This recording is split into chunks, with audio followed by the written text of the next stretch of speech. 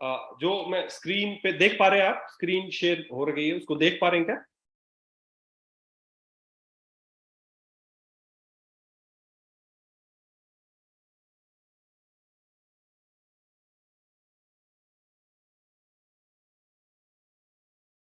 हाँ जी, हाँ जी, बिल्कुल ठीक है। अच्छा, ठीक है। चलिए, तो देखिए कौन कौन से प्रोडक्ट्स आते हैं उस पर बात करते हैं, और वो किस पर्पज के लिए है। आज थोड़ा आपको थोड़ा सा उसके बारे में ब्रीफिंग कर देता हूँ। जैसे सबसे पहले शुरुआत करते हैं, हमारा एक प्रोडक्ट आता है डिटॉक्स जूस। बनाने की सेम प्रक्रिया है जैसा कि मैंने बताया आपको। जो भी इसमें हर्ब्स है, जो भी इसके इंग्रेडिएंट्स है, आपको इसके इंग्रेडिएंट्स में दिख भी रहा होगा कि देखिए, आयुर्वेद में दो तरह की चिकित्सा है दोस्तों। आयुर्वेद में किसी बीमारी को ठीक करने के दो तरीके हैं। एक होता है शोधन चिकित्सा, एक होती है शमन चिकित्सा। शोधन और शमन, ये आयुर्वेद के दो पार्ट है। आयुर्वेद क्या मानता है? आयुर्वेद ये मानता है कि आपके शरीर में जो बीमारियां हैं उसके होने का मुख्य कारण है कि आपके शरीर में जो दोष है ना, वात पित्त और कफ। समझना मेरी बात जो मैं समझाना चाह रहा हूं। आपके शरीर में तीन तरह के दोष है। दोष मतलब ये नहीं कि बीमारी, दोष मतलब वो है, सब में ही है। वात पित्त और कफ, अगर वो सम भाग में या प्रॉपर तरीके से रहे तो आप स्वस्थ हैं। सम दोष है, समाग्निश्चय सम धातु मलय क्रिया परसनात्म इंद्रिय मन स्वस्थ इत्यादि दिए थे। आयुर्वेद का पहला स्वस्थ व्यक्ति की परिभाषा क्या है? सम दोष है जिसके दोष सम हो, जिसमें वात पित्त का सम मात्रा में हो। सम दोष है समाग्निश्चय, जिसकी जाठराग्नि प्रॉपर हो, जिसको पाचन। एलोपैथी एलोपैथी क्या बोलता है? स्वस्थ कौन है? जो मेंटली और फिजिकली हेल्दी हो, स्वस्थ है। आयुर्वेद देखिए, आयुर्वेद कितना बारीकी से मानता है स्वस्थ कौन है। सम दोष है जिसके दोष सम हो, सम अग्निश्चय जिसकी अग्नि सम हो। सम दोष है, सम अग्निश्चय सम धातु जिसकी सप्त धातुएं रस रक्त मांस मेद अस्थि मज्जा और शुक्र, ये सप्त धातुएं समान मात्रा में हो। सम दोष है, सम अग्निश्चय सम धातु मलय क्रिया, जिसकी मल क्रिया, उसको फ्रेश होना, ये सब प्रॉपर होता हो। सोचिए कितनी गहराई से उन्होंने एक स्वस्थ व्यक्ति की परिभाषा बताई है। आयुर्वेद में स्वस्थ व्यक्ति की परिभाषा है सम दोष है, सम अग्निश्चय सम धातु मलय क्रिया प्रसन्न आत्मे इंद्रिय मन, जिसका आत्मा मन और इंद्रिया प्रसन्न हो, खुश हो, स्वस्थ इत्यादि दिए थे, वो आदमी स्वस्थ है। खाली ऐसा नहीं मेंटली फिजिकली ठीक है वो ठीक, कितनी ये सारी प्रोसेस जिसमें हो वो आदमी स्वस्थ है। सम दोष है, समाग्निश्चय सम धातु मलय क्रिया प्रसन्नात्म इंद्रिय मन स्वस्थ इत्यादि दिए थे। ये स्वस्थ व्यक्ति की परिभाषा है। तो स्वस्थ व्यक्ति कौन है? जिसके दोष सम हो। और दोष, अब बीमारी क्या होगी कि दोष असम हो, वात बढ़ गया, पित्त बढ़ गया, कफ बढ़ गया।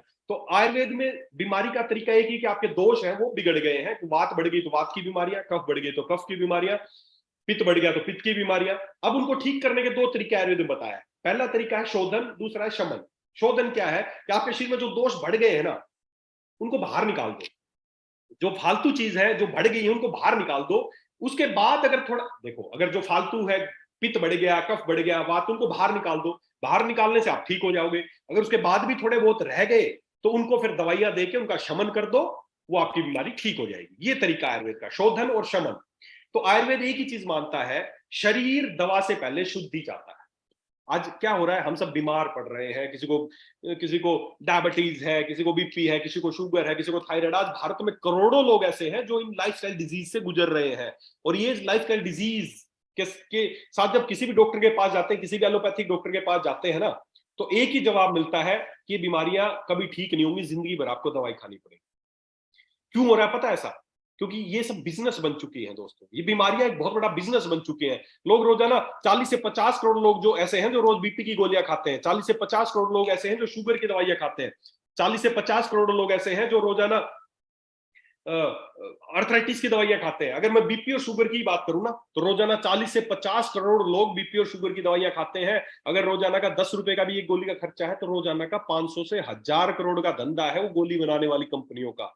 क्या वो लोग, उस कंपनी से जुड़े लोग या वो कंपनी वाले कभी चाहेंगे कि आपका बीपी और शुगर हमेशा के लिए ठीक हो जाए? कोई नहीं चाहेगा। धंधा दे रहे हो आप, बिजनेस दे रहे हो। क्यों कर रहे हैं? क्यों क्यों बीमारी ठीक नहीं हो रही? बीमारी 100% ठीक हो सकती है दोस्तों, कोई भी बीमारी ठीक हो सकती है। बीपी, शुगर, थायराइड, गठिया, सर, ये लाइलाज नहीं है। लाइलाज बना दी गई है, बिजनेस पर्पज के लिए बना दी गई है।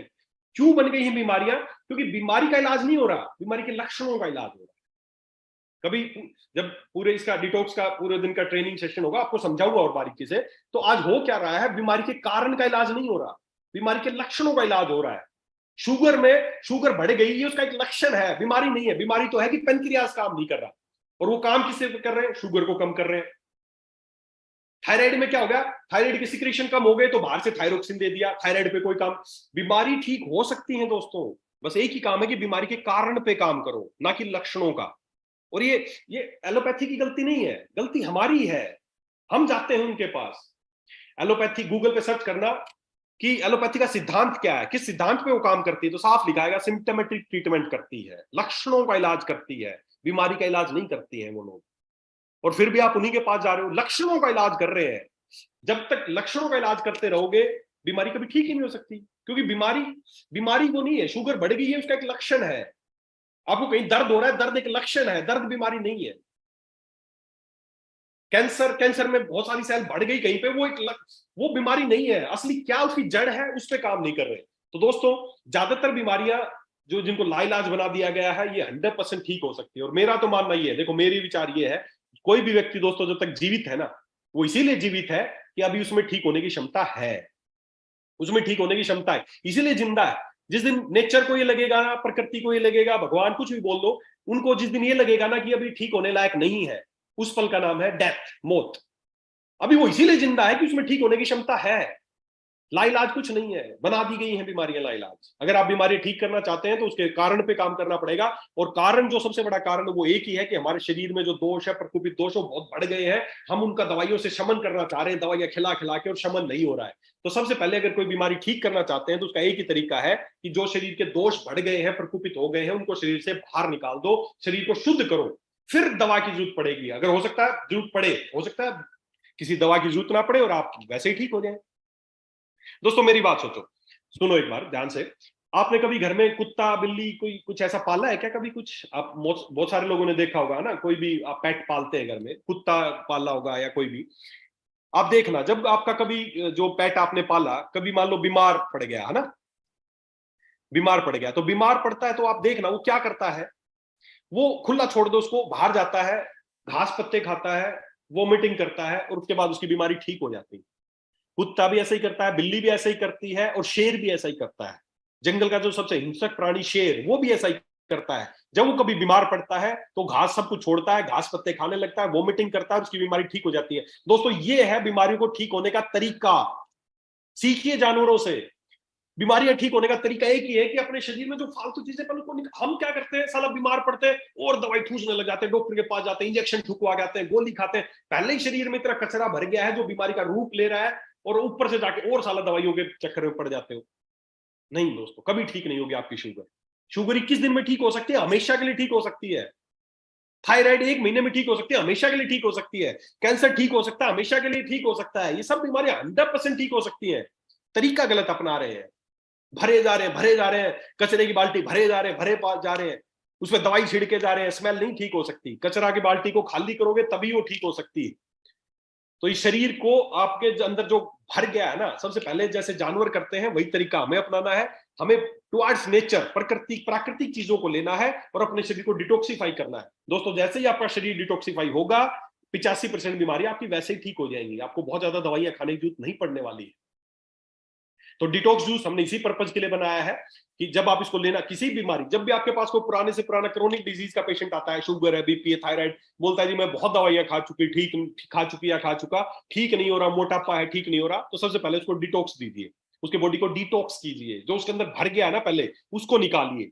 कोई दुबला पतला आदमी आता है, बोलता है जी वजन नहीं बढ़ रहा, आप उसको दे प्रोटीन, दे फलाना जीवन शक्ति आपका जो आता है, ये वो मोरिंगा, वो भर देते हैं उसको। वो बोलता है जी बहुत खा लिया, वजन ही नहीं बढ़ रहा। क्यों नहीं? क्योंकि आप जो दे रहे हो ना उनका शरीर को एब्जॉर्ब नहीं कर पा रहा। क्यों नहीं? क्योंकि अंदर तो गंदगी जमी है सब। मोटा आदमी आ गया, उसको पतला होने की दवाई दे रहा है, कुछ अंदर जा ही नहीं रहा, तो उसको अंदर सबसे पहले डिटॉक्स करो, साफ करो। शरीर दवा से पहले शुद्धि चाहता है। तो हमारा जो डिटॉक्स जूस है वो लेमन ग्रास, हरड़, बहेड़ा, आंवला, सनाए, पुनर्नवा, पुदीना, एलोवेरा, जीरा, लगभग इस तरह की जो जड़ी बूटियां हैं, जो मुख्य जड़ी बूटियां लिखी हैं, इनका काढ़ा तैयार करके हमने डिटॉक्स बनाया है, जो आपकी बॉडी को क्लीन करने का काम करेगा, आपकी बॉडी को डिटॉक्स करेगा।